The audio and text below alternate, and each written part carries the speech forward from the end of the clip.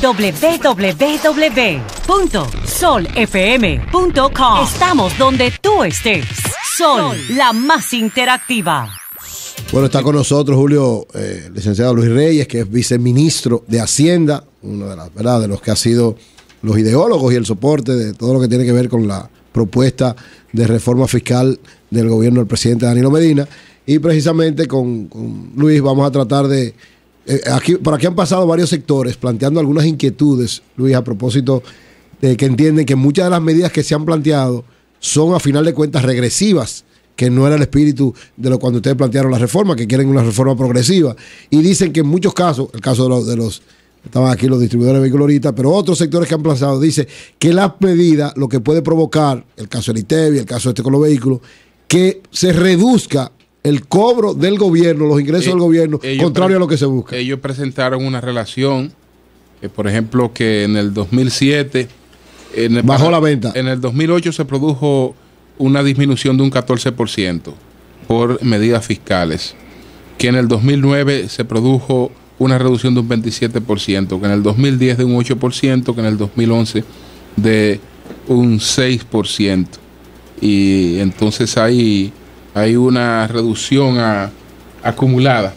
Eso es en el caso de los vehículos. Podemos empezar por ahí para después tratar otros sectores.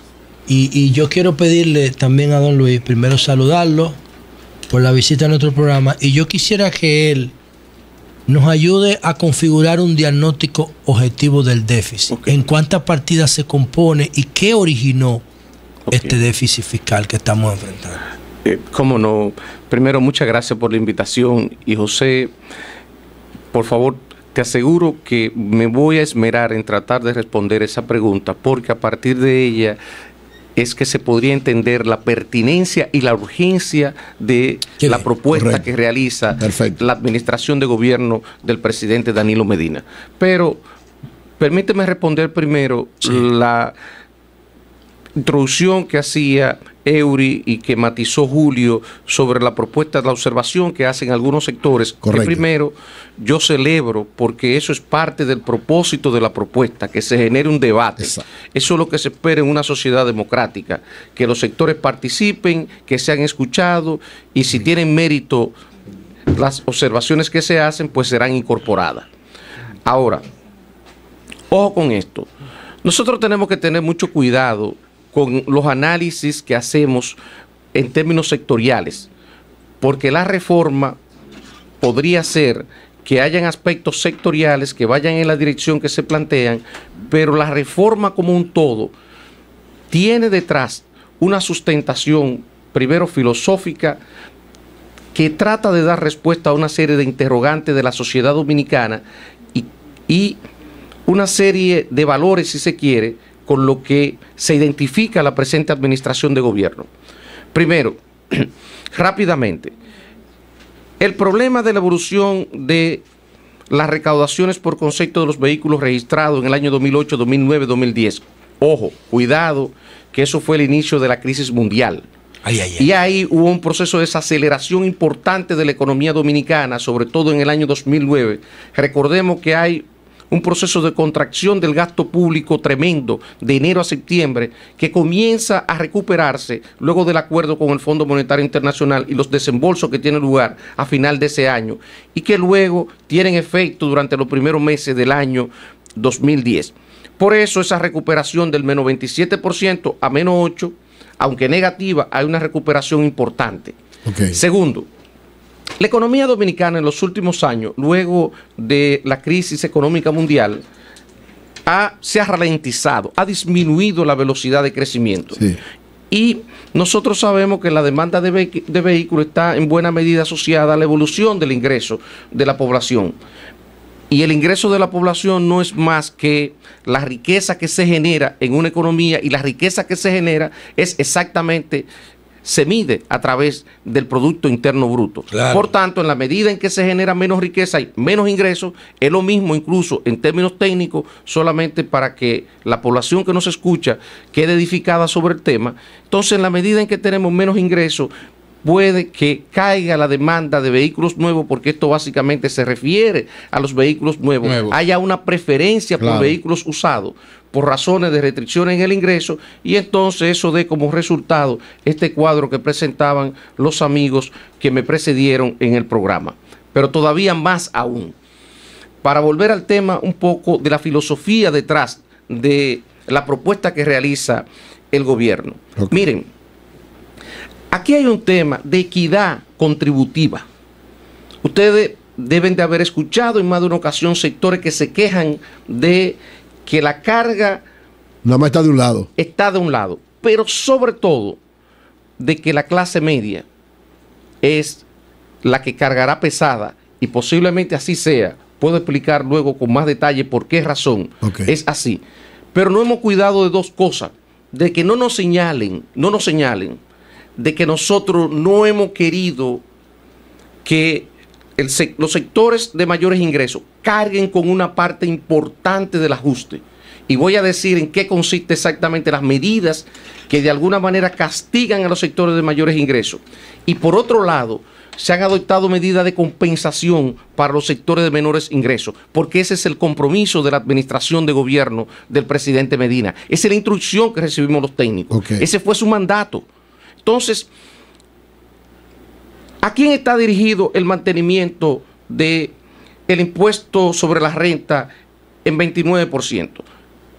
Para las personas jurídicas, para las empresas, para los ricos, los pobres son propietarios de grandes empresas. Para los que generan riqueza. Para los que generan riqueza. Para los que tienen rentabilidad en sus actividades. También acuérdense que hay... Yo pago impuesto de la renta. Hay empresitas pequeñas. Nosotros somos ricos y tenemos el 29. No, lo que estoy hablando... El 29 de tu beneficio. Es al beneficio. Perdóname. Lo que estoy hablando es... Yo lo pago también, al beneficio. ¿Que tú eres rico? No, yo no soy rico. Pero digo, él dice que los que tienen más ingresos, porque a los que menos tienen, el que no tiene empresa no paga 29% porque no. No, perdóname. Digo, yo soy multimillonario en espíritu y en valor de Dios. Perdón, lo de ustedes. No, lo de ustedes se inscribe dentro del sacrificio de la clase media. Yo estoy diciendo, comparando él dice la situación de las grandes empresas versus los sectores de menos ingresos. Ya Julio quería salir. De menos ingresos. Entonces, ¿a quién afectaría el 10% de los, que se aplicaría, el gravamen de 10% que se aplicaría a los selectivos, a los dividendos de las empresas? A los pobres. A los de menos ingresos. A menos del 5% de la... ¿A quién afectaría el 10% de las utilidades de la zona franca? Son dividendos, son beneficios de la gente de zona franca, que es un chin también. A menos de un 1%. Bueno, entonces, perdóname, ¿a quién afectaría el problema del impuesto de la modificación en el gravamen que se aplica a la propiedad inmobiliaria? Ahí hay que tener cuidado, Luis. Si nos subimos un chino, chicos. Todo está bien hasta que me afecta a mí. No, pero que ¿quién afecta? ¿Cómo reaccionaron de una vez? No, a los que tienen propiedad, de verdad. Pero tiene que subirse un chin. Perdóname, puede ser, podría ser. El asunto es que cuando... Pero es verdad, la propiedad inmobiliaria a los que tienen bienes, eso es verdad. Cuando usted toma 2 apartamentos económicos, ya ahí aparece un carácter suntuario, 2 apartamentos económicos que usted toma, que tiene una persona que tiene... Tiene que ser el segundo apartamento y subirle un chin, Luis. Tiene 2 o 3 propiedades que no son suntuarias. Sí, 8 millones el segundo apartamento. Pero al acumularla se convierten en suntuarias. Sí. Deben cobrarle, creo yo, a las que son suntuarias, no unir 2 o 3 que son suntuarias para cobrarle. 2 o 3 que no son suntuarias. Las que no son suntuarias, no unirlas para cobrarle. No, Melton, cobrarle unificando las suntuarias. Melton, el que tiene 3 tiene que pagar algo. Perdónenme, la idea es, señores, que al que tiene bienes, el que tiene activos, el acervo de riqueza de los pobres es mucho, prácticamente es inexistente. Exacto. ¿Quién tiene acervo de riqueza? Que esos son los activos. Normalmente, las personas que más pueden en la sociedad. Exacto. Entonces, el espíritu de esto, que podemos discutirlo, porque tampoco nosotros pretendemos haber diseñado una propuesta perfecta. Claro. Nosotros lo hemos puesto sobre la mesa. Ustedes no son inflexibles. Y lo hemos hecho con humildad.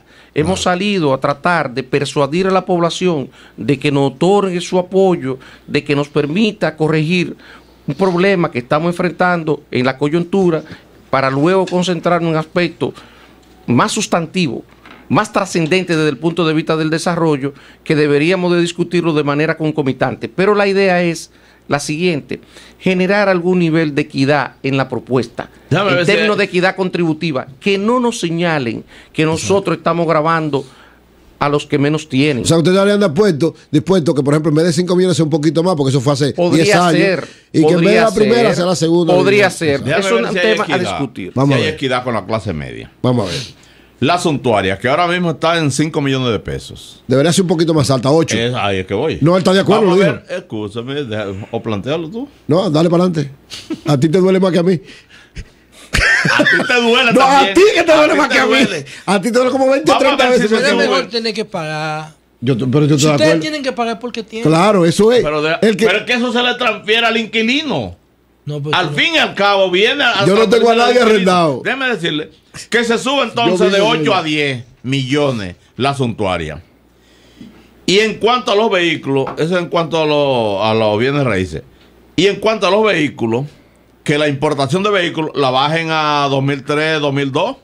Que un vehículo 2002, 2003, creo yo, y eso sería una gran satisfacción para choferes, carros públicos, para clase media, para profesionales, en fin. Porque ahora mismo está en el 2006, los vehículos que tienen que ser importados. Y un vehículo 2000 usado en Estados Unidos es un vehículo de muy buena calidad, entiendo yo. Si quieren beneficiar a esa clase que es contestataria por demás. Un consejo al gobierno. Ok.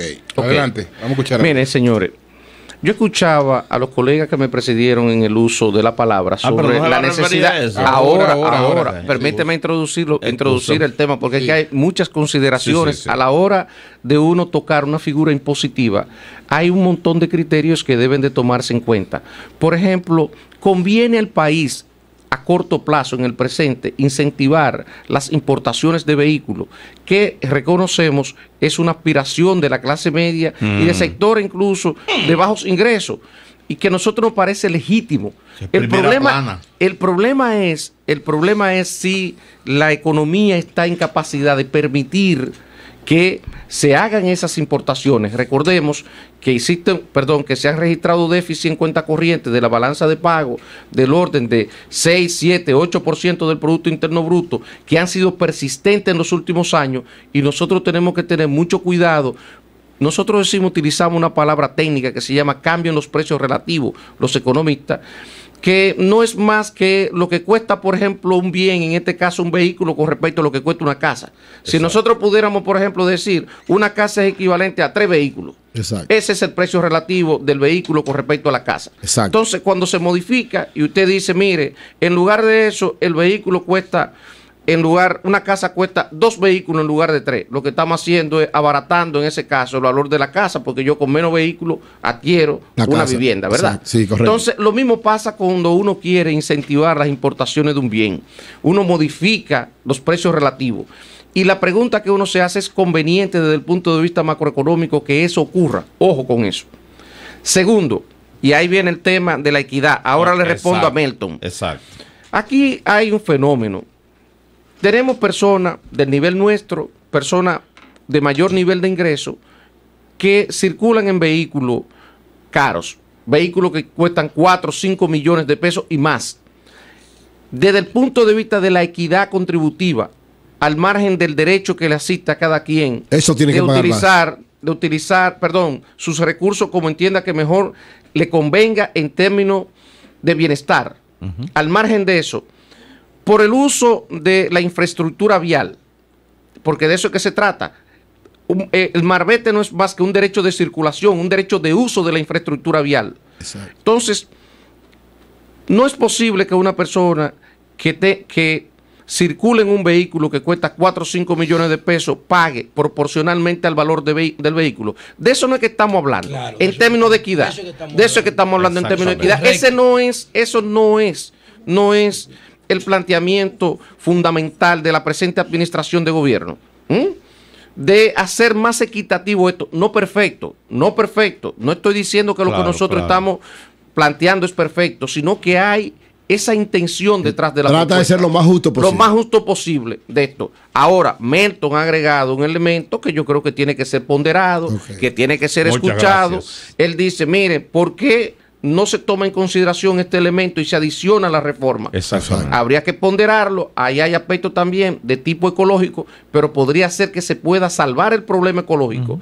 y darle satisfacción a ese segmento de la población, de manera que dentro de las restricciones y de el sacrificio que supone la aprobación de una reforma como la que estamos planteando, hayan sectores que por lo menos puedan ser lo menos sacrificados. Y se recauda también. Está pendiente lo del déficit que la pregunta de José. Pero antes yo quiero hacer una pregunta. Vamos a hacer una pausa. Ok. Sol de la mañana. www.solfm.com. Estamos donde tú estés. Sol, la más interactiva.